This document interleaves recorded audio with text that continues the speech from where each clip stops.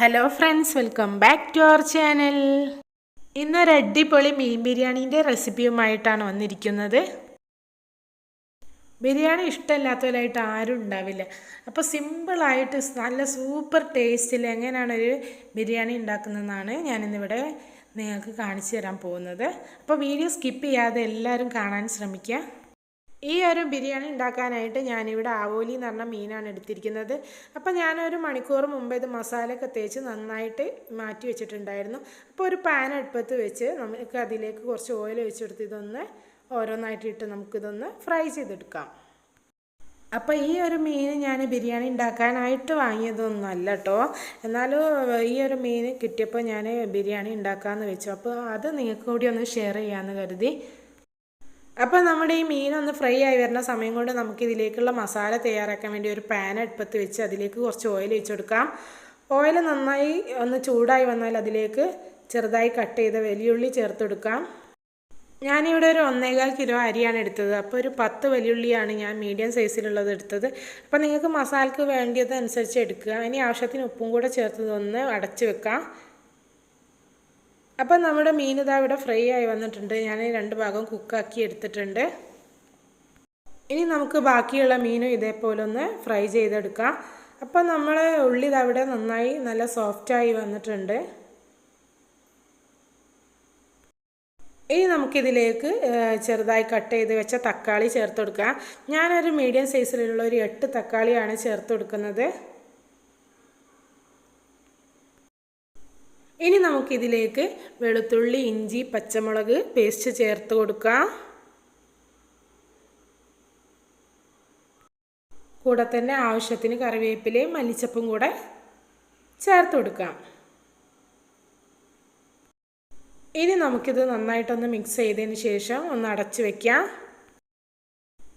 ഒരു 5 മിനിറ്റിന് ശേഷം നമ്മുടെ ഉള്ളിയും തക്കാളിയൊക്കെ ഇതാ ഇവിടെ ഏകദേശം വെന്ത് വന്നിട്ടുണ്ട്. ഇനി നമുക്കിതിലേക്ക് മസാലപ്പൊടികൾ ചേർത്ത് കൊടുക്കാം.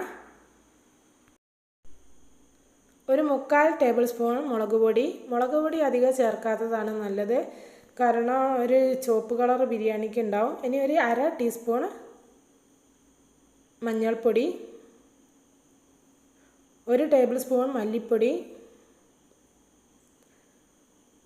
1 ടീസ്പൂൺ പെരിഞ്ജീരകം എന്നിവ ചേർത്ത് നന്നായിട്ടൊന്ന് മിക്സ് ചെയ്ത് കൊടുക്കാം. ഇനി നമുക്കിതൊന്ന് അടച്ച് വെച്ചൊന്ന് വേവിച്ചെടുക്കാം. ഇതിൻ്റെ പച്ചമണമൊക്കെ ഒന്ന് മാറുന്നത് വരെ ഒന്ന് അടച്ച് വെക്കാം. ഈ ഒരു സമയം കൊണ്ട് നമുക്ക് ബിരിയാണിയിലേക്കുള്ള നെയ്ച്ചോറ് തയ്യാറാക്കാം. അതിനുവേണ്ടി ഞാനൊരു കുക്കർ അടുപ്പത്ത് വെച്ച് അതിലേക്ക് കുറച്ച് ഓയിൽ ഒഴിച്ചെടുത്തിട്ടുണ്ട്. ഓയിലോ നെയ്യോ എന്ത് വേണേൽ നിങ്ങൾക്ക് യൂസ് ചെയ്യാം. ഇനി അതിലേക്ക് കുറച്ച് ഒരു 2-3 പീസ് പട്ട, ഗ്രാമ്പു, ഏലക്കായ എന്നിവ ചേർത്ത് കൊടുക്കാം. എന്നിട്ട് നന്നായിട്ടൊന്ന് മിക്സ് ചെയ്ത് കൊടുക്കാം. ഇനി ഇതിലേക്ക് ചെറുതായി കട്ട് ചെയ്ത് വെച്ച വലിയുള്ളി ചേർത്ത് കൊടുക്കാം. ഇനി നമുക്കിതിലേക്ക് ആവശ്യത്തിന് ഉപ്പും കൂടെ ചേർത്ത് കൊടുക്കാം. ഉള്ളി ഒന്ന് ചെറുതായിട്ടൊന്ന് സോഫ്റ്റായി വന്നാൽ നമുക്കിതിലേക്ക് കുറച്ച് കറിവേപ്പില, മല്ലിച്ചപ്പ് എന്നിവ ചേർത്ത് കൊടുക്കാം. ഇതേപോലെ നെയ്ച്ചോറൊക്കെ ഉണ്ടാക്കുമ്പോഴാണെങ്കിലും നിങ്ങൾ കുറച്ച് കറിവേപ്പിലയും മല്ലിച്ചപ്പൊക്കെ ചേർത്ത് കൊടുക്കുകയാണെങ്കിൽ നമ്മുടെ നെയ്ച്ചോറിന് നല്ലൊരു ടേസ്റ്റ് തന്നെ ആയിരിക്കും. എന്നിട്ട് നന്നായിട്ടൊന്ന് മിക്സ് ചെയ്ത് കൊടുക്കാം. ഇനി നമുക്കിതിലേക്ക് ആവശ്യത്തിന് വെള്ളം ഒഴിച്ചു കൊടുക്കാം. 1 കപ്പ് അരിയാണ് എടുക്കുന്നതെങ്കിൽ അതിന് 2 കപ്പ് വെള്ളമാണ് ചേർത്ത് കൊടുക്കേണ്ടത്. ഇനി നമുക്ക് ഈ വെള്ളം ഒന്ന് തിളയ്ക്കാൻ വേണ്ടി മാറ്റി വെക്കാം. ഈ ഒരു സമയം നമ്മുടെ മസാല ഇവിടെ നന്നായിട്ട് റെഡിയായി വരുന്നുണ്ട്. ഇനി നമുക്കിതിലേക്ക് 1 ടേബിൾ സ്പൂൺ കുരുമുളകിൻ്റെ പൊടി ചേർത്ത് കൊടുക്കാം.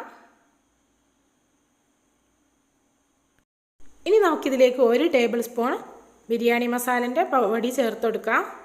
എന്നിട്ട് നന്നായിട്ടൊന്ന് മിക്സ് ചെയ്ത് കൊടുക്കാം. അപ്പോൾ ഉള്ളിയും തക്കാളിയും നല്ല സോഫ്റ്റ് ആയതിനു ശേഷം മാത്രം നിങ്ങൾ ബിരിയാണിൻ്റെ മസാല ചേർത്ത് കൊടുക്കുക. അപ്പം നമ്മുടെ മസാലയ്ക്ക് നല്ലൊരു ടേസ്റ്റ് തന്നെ ആയിരിക്കും. അപ്പോൾ നമ്മുടെ നെയ്ച്ചോറിൻ്റെ വെള്ളം അവിടെ തിളച്ചിട്ടുണ്ട്. അപ്പോൾ കഴുകി വൃത്തിയാക്കി വെച്ച അരി ഇതിലേക്ക് ചേർത്ത് കൊടുക്കാം. എന്നിട്ട് നന്നായിട്ടൊന്ന് മിക്സ് ചെയ്ത് കൊടുക്കാം. ഇനി നമുക്കിതിലേക്ക് ചെറുനാരങ്ങൻ്റെ നീര് ഒഴിച്ചു കൊടുക്കാം. അപ്പോൾ നമ്മൾ ഇതിലേക്ക് ചെറുനാരങ്ങ ചേർത്ത് കൊടുക്കുന്നത് ചോറ് തമ്മിൽ ഒട്ടിപ്പിടിക്കാതിരിക്കാനാണ്.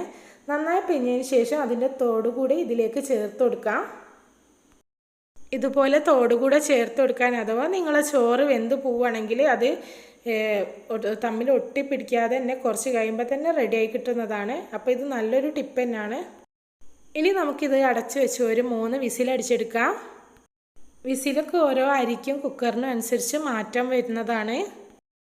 അപ്പോൾ ഈ ഒരു സമയം നമ്മുടെ മസാല അവിടെ ആ ബിരിയാണി പൊടിൻ്റെ നമ്മൾ ചേർത്ത മസാലിൻ്റെ ഒക്കെ ഒരു നല്ലൊരു മണം ഈ ഒരു സമയം തന്നെ വരാൻ തുടങ്ങിയിട്ടുണ്ട്.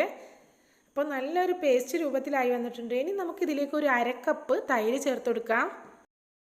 അപ്പോൾ തൈര് ചേർത്ത് കൊടുക്കുമ്പോൾ നല്ലോണം ശ്രദ്ധിക്കുക, കാരണം നമ്മൾ തക്കാളിയൊക്കെ ചേർത്തതാണ്, ഓവർ പുളിയാവാൻ പാടില്ല. ഇനി നമ്മൾ ഫ്രൈ ചെയ്ത് വെച്ച മീൻ ഇതിലേക്ക് ചേർത്ത് കൊടുക്കാം. അപ്പോൾ നമ്മുടെ മീൻ ഇതിലേക്ക് ചേർത്തതിന് ശേഷം ഇതേപോലെ മസാല ഇതിൻ്റെ മുകളിലേക്കൊന്ന് ആക്കി കൊടുക്കുക. നന്നായിട്ട് മിക്സ് ചെയ്താൽ മീൻ പൊടിഞ്ഞു പോകാൻ ചാൻസ് ഉണ്ട്. അപ്പം ജസ്റ്റ് ഒന്ന് ഇതേപോലെ ഒന്ന് മസാല ഇതിലേക്ക് ആക്കി കൊടുത്ത് ഇതൊന്ന് മൂടി വെച്ചിട്ട് ഒന്നുകൂടെ ഒന്ന് വെയിറ്റ് ചെയ്യാം. അപ്പോൾ ഈ ഒരു സമയം നമുക്കിതിലേക്കുള്ള ഡെക്കറേഷന് വേണ്ടിയുള്ള അണ്ടി മുന്തിരി ഒന്ന് ഫ്രൈ ചെയ്തെടുക്കാം. അതിനുവേണ്ടി ഒരു പാൻ അടുപ്പത്ത് വെച്ച് വെച്ചിട്ടുണ്ട്. അതിലേക്ക് ഞാൻ കുറച്ച് അണ്ടി മുന്തിരി ചേർത്തെടുത്തൊന്ന് ഫ്രൈ ചെയ്തെടുക്കുന്നുണ്ട്.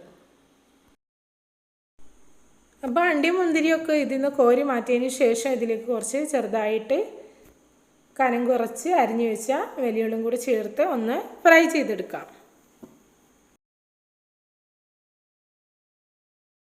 അപ്പോൾ നമ്മുടെ ഈ ഉള്ളി ഒന്ന് മൊരിഞ്ഞ് വരുന്ന സമയം നമുക്കിതിലേക്ക് കുറച്ച് കറിവേപ്പിലയും മല്ലിച്ചപ്പും കൂടെ ചേർത്ത് കൊടുക്കാം. അപ്പോൾ ഇതും കൂടി ഒന്ന് ഫ്രൈ ആയി വന്നാൽ നമുക്കിതിലേക്ക് നമ്മൾ നേരത്തെ മാറ്റി വെച്ച അണ്ടിയും മുന്തിരിയും ഇതിലേക്ക് ഇട്ട് നന്നായിട്ടൊന്ന് മിക്സ് ചെയ്ത് ഇതൊന്ന് മാറ്റി വെക്കാം. ഈ ഒരു സമയം നമ്മുടെ നെയ്ച്ചോറ് അവിടെ നല്ല സൂപ്പറായി കിട്ടിയിട്ടുണ്ട്. ഇനി നമുക്ക് ബിരിയാണി ദമ്മിടാം. ഞാൻ ഈ മസാല ഒന്ന് ചൂടണിഞ്ഞുകൊണ്ട് ഒന്ന് ചൂടാക്കി എടുക്കുന്നുണ്ട്. പെട്ടെന്ന് ആവി കയറാൻ വേണ്ടിയിട്ടാണ് ഞാനിതൊന്ന് ചൂടാക്കി എടുക്കുന്നത്. ഇനി നമുക്കിതിലേക്ക് ഇതേപോലെ ചുറ്റും വാഴയുടെ ഇല വെച്ച് കൊടുക്കാം.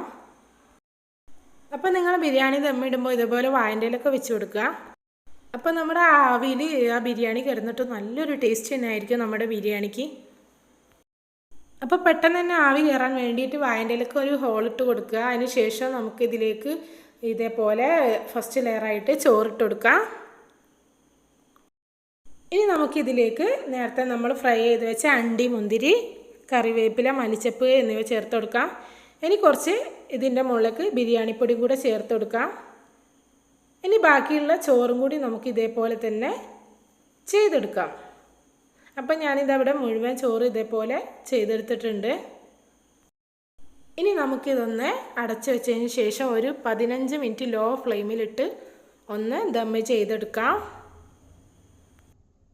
അപ്പം നമ്മുടെ ബിരിയാണി ഇതവിടെ റെഡി ആയിട്ടുണ്ട്. ഞാനിവിടെ ദമ്മ് പൊട്ടിക്കുകയാണ്. അപ്പം ഞാൻ ആദ്യം തന്നെ വേറൊരു പാത്രം എടുത്തിട്ടുണ്ട്. അത് മേലെന്ന് ഇതേപോലെ ചോറ് വേറൊരു പാത്രത്തിലേക്ക് മാറ്റി കൊടുക്കുകയാണ്. അപ്പോൾ അതാ ഞാനിതിന്ന് ചോറ് മുഴുവൻ ഇതിലേക്ക് മാറ്റിയിട്ടുണ്ട്. ഇനി നമുക്കിതൊന്ന് നന്നായിട്ടൊന്ന് മിക്സ് ചെയ്ത് കൊടുക്കാം.